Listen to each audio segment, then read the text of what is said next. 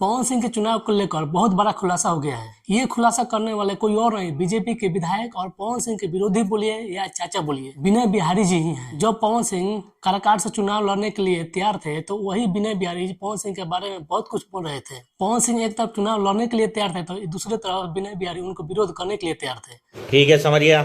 मतलब कि पवन सिंह एकदम मूड में थे कि हम काराकाट से चुनाव लड़ेंगे, और उधर विनय बिहारी जो थे वो ऐसा ऐसा बात बोल रहे थे कि पवन सिंह सुनकर भी सोच में पड़ जाते होंगे। मतलब कि वो समय एक ऐसा था जो विनय बिहारी पवन सिंह को लेकर बहुत अनाप शनाप बातें बोल रहे थे, जो सुनकर फैंस को बहुत बुरा लग रहा था। जब पवन सिंह निर्दलीय चुनाव काराकाट से लड़ रहे थे तो वही विनय बिहारी को देखा नहीं जा रहा था, क्योंकि वो बीजेपी का पसीना छुड़ा कर रख दिए थे। हाँ भाई, कैसी लगी? और यही विनय बिहारी को भा नहीं रहा था। उनको ऐसा लग रहा था कि वो बीजेपी को मात तो दे देंगे, जो यही हाल हुआ था। पवन सिंह इकलौता ऐसा चुनाव लड़े कि 3 टिकट ही महाविपत कर दिए थे।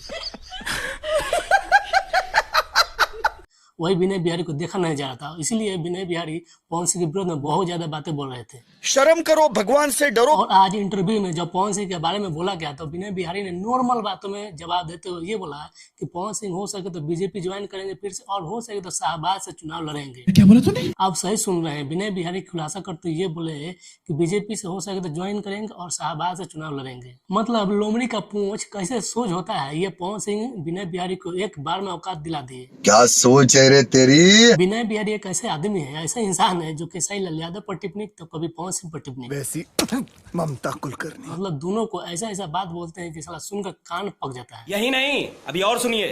पवन सिंह के बारे में तो विनय बिहारी को पहले से ही अंदाजा था कि पवन सिंह एक ऐसा आदमी है जो किसी को भी मात दे सकता है, और आज अंदाजा हो गया विनय बिहारी को कि पवन सिंह कैसा इंसान है। पावर खत्म ना हुई। मतलब निर्दलीय चुनाव लड़कर इन लोगों को चुतरा फाड़ दिया था।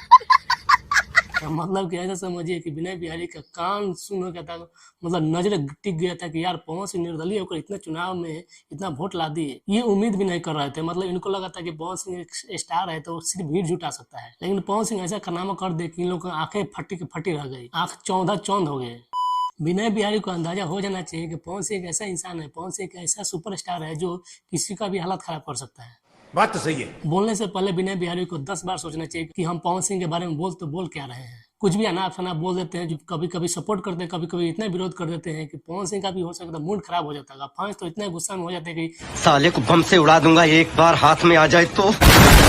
विनय बिहारी कहीं भी मिल जाए तो उनको मतलब कि कंट्रोल।